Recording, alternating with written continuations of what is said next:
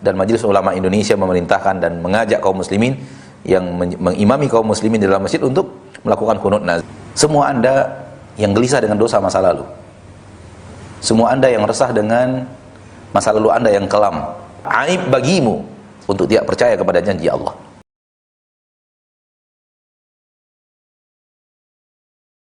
Assalamualaikum warahmatullahi wabarakatuh. Waalaikumsalam warahmatullahi wabarakatuh. Dari Aceh, Ustaz. Silakan Pak, dari Jakarta ke Aceh, Masya Allah. Silakan Pak. Ini Ustaz, setelah ada wabah corona ini, Ya Pak. ini kan sholat Jumat, sholat duhur, sholat asar, itu ada yang kunut untuk Ba'da, Ustaz. Gimana menurut pemahaman ulama yang benar, Ustaz? Iya. Jadi bingung, Ustaz. Iya. Itu aja, Ustaz. Assalamualaikum warahmatullahi wabarakatuh. Waalaikumsalam.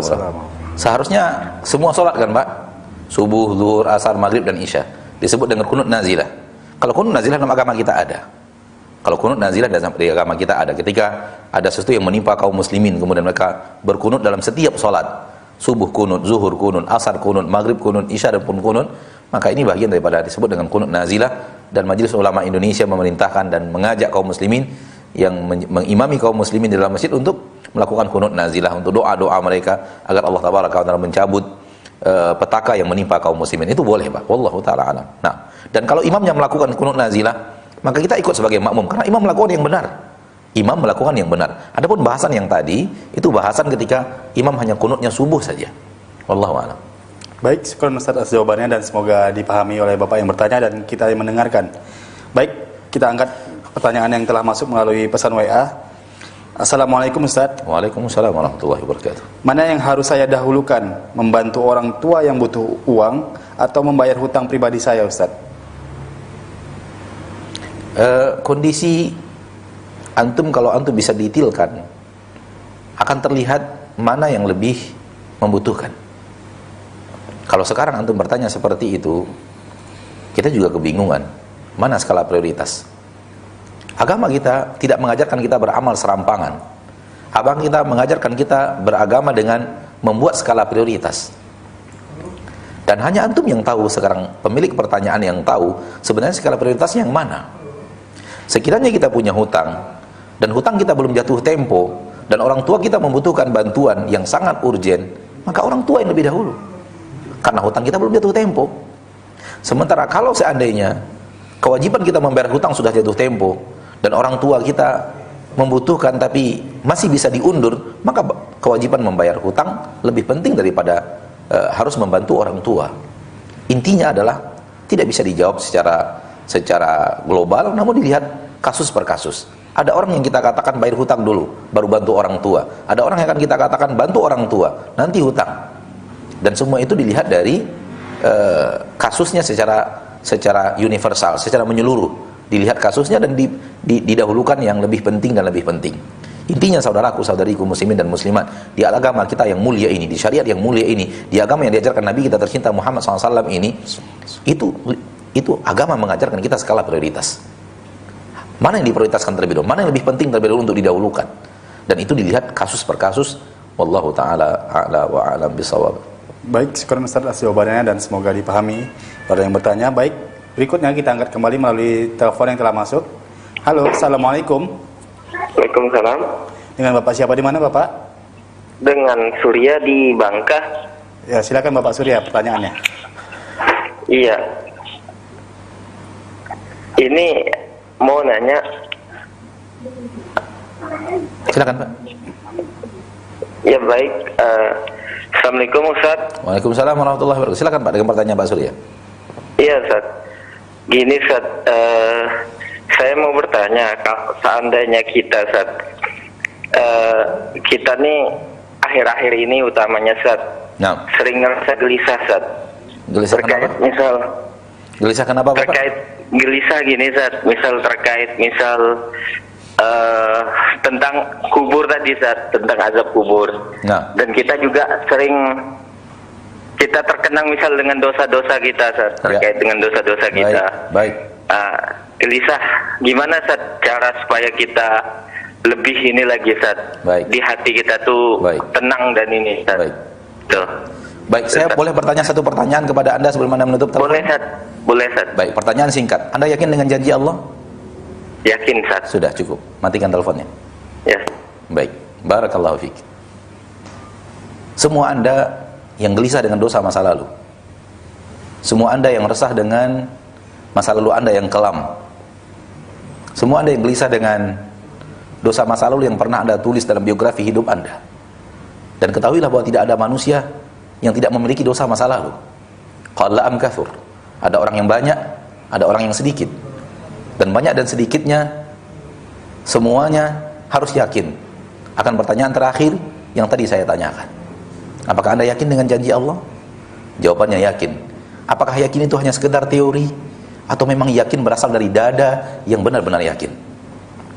Ada orang mengatakan yakin, sebenarnya dia tidak yakin. Karena keyakinannya hanya ada di memorinya, tidak turun ke hati. Yakin yang sebenar-benar yakin datang dari sini, saudaraku, dari hatimu, bukan dari logika dan memori, hafalan bahwa Allah pasti menunaikan janjinya. Tapi yakin yang sebenarnya berasal dari hati. Yakin bahwa Allah Tabaraka wa Ta'ala pasti mengampuni semua dosa itu kalau kita serius minta ampun kepadanya. Yakin, saya yakin-yakinnya bahwa semua dosa itu tidak akan diazab kita dengannya di akhirat kalau kita benar-benar serius, luar dan dalam, zahir dan batin, memohon ampun kepadanya dan bertaubat kepadanya. Bagaimana tidak? Dia yang menjanjikan ampunan itu. Di ayat yang ke-8 dari surat At-Tahrim, langkau satu ayat dari ayat yang tadi kita bacakan, kita temukan Allah Tabaraka wa Ta'ala berfirman, ya ayyuhalladzina amanu tubu ilallahi taubatan nasuha asa rabbukum ayyukaffira ankum sayyi'atikum wa yudkhilakum jannatin tajri min tahtihal anhar. Hai orang-orang yang beriman, taubatlah kepada Allah, taubat yang sesungguh-sungguhnya taubat, taubat yang benar-benar taubat, taubat yang serius, taubat yang benar-benar zahir dan batin, taubat luar dan dalam, taubat jasmani dan rohani, taubat yang sebenar-benar taubat, serius dalam taubat. Kalau Anda serius dengan taubat, taubat berarti dari kesalahan masa lalu, dari kekhilafan masa lalu, dari kemaksiatan masa lalu, dari masa lalu yang kelam, dari masa lalu yang suram. Itulah dia taubat. Kalau tidak taubat namanya. Sebesar apapun kesalahan masa lalu itu. Tubu ilallahi taubatan nasuha. Kalau Anda taubat kepada Allah taubatan nasuha, lalu dengarkan janji Allah. Asa rabbukum ayyukaffira ankum sayyi'atikum. Dengannya mudah-mudahan Rabb kalian akan mengampunkan dosa-dosa kalian. Wa yudkhilkum jannatin tajri min tahtihal anhar, dan Allah akan masukkan kalian dalam surga-surga yang mengalir di bawahnya sungai-sungai.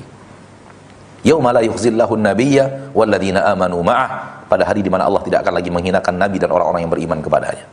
Ma'asyiral muslimin, ma'asyiral muslimat, yakin dengan janji Allah. Kalau yakin dengan janji Allah, berarti tidak perlu ada rasa gelisah. Atau Anda tidak yakin bahwa Anda telah taubatan nasuha. Kalau Anda tidak yakin bahwa Anda telah taubatan nasuha, wajar Anda resah dan gelisah. Tapi kalau Anda benar-benar taubatan nasuha, apa itu taubatan nasuha? 3 poin penting. Sesali masa lalu yang telah kita lakukan, di dalamnya kekhilafan dan kesalahan dan kemaksiatan. Sesali masa lalu yang telah kita hiasi dengan hal-hal yang sifatnya maksiat. Sesali masa lalu yang suram, sesali masa lalu yang kelam, dan benar-benar menyesal telah melakukannya. Dan Allah tahu loh tingkat penyesalan di hati kita, karena Allah alimun bidzati sudur. Allah tahu isi hati. Yang kedua, tinggalkan. Benar-benar pekerjaan itu sudah kita tinggalkan. Yang ketiga, punya tekad di dalam hati, dan Allah alimun bidzati sudur. Allah tahu isi hati kita. Benar-benar ada tekad di dalam hati itu untuk tidak akan lagi melakukannya. Ketika itu telah Anda lakukan, berarti Anda telah taubatan nasuha. Kalau Anda sudah taubatan nasuha, aib bagimu untuk tidak percaya kepada janji Allah. Aib bagimu wahai muslim, aib bagimu wahai muslimah, Anda tidak percaya dengan janji Allah. Kalau ketika Allah berjanji dan Anda tidak percaya, janji siapa lagi yang Anda akan percaya?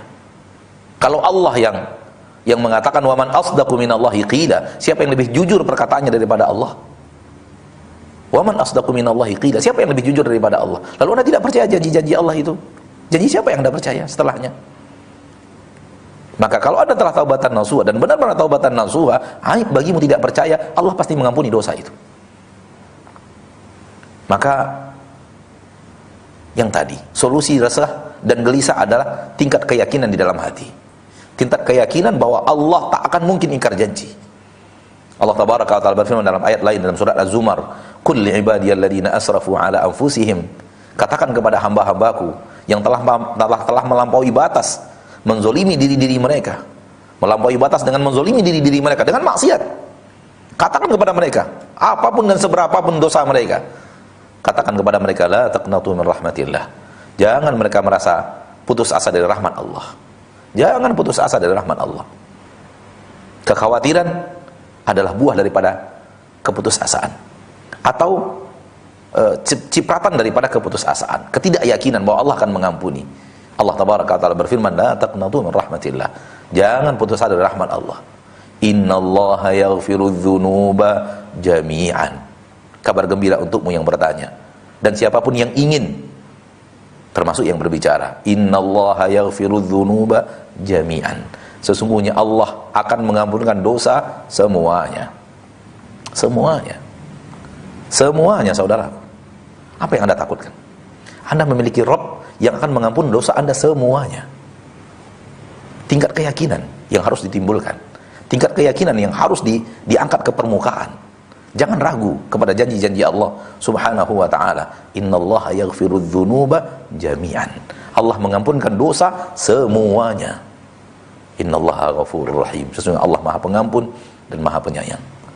Maka jangan resah dan gelisah. Kalau Anda sudah taubat, taubatan nasuha, Anda harus yakin. Sifat orang yang beriman berulang-ulang di dalam Al-Quran Allah ajarkan sifat orang yang benar-benar iman, dan sifat ini pasti ada pada kita kalau kita benar-benar beriman. Dua, satu, la khaufun alaihim, tidak ada rasa takut.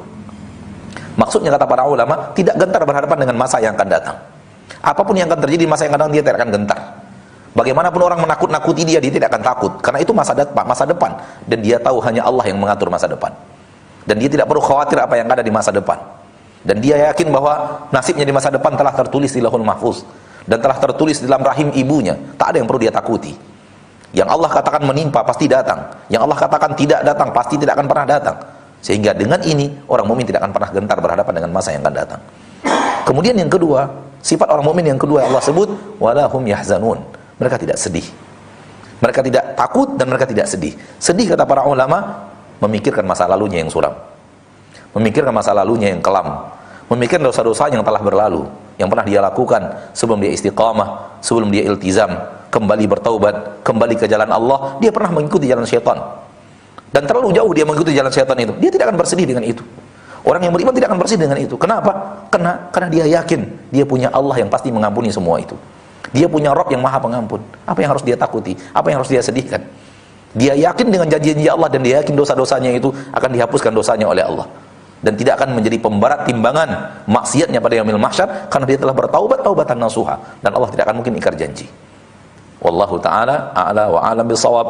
Mudah-mudahan jawaban yang sedikit panjang ini bermanfaat untuk Anda, dan sengaja Anda memperpanjang karena saya tahu di sana sini banyak yang punya pertanyaan persis seperti pertanyaan Anda, saudaraku Surya di Bangka. Barakallahu fik.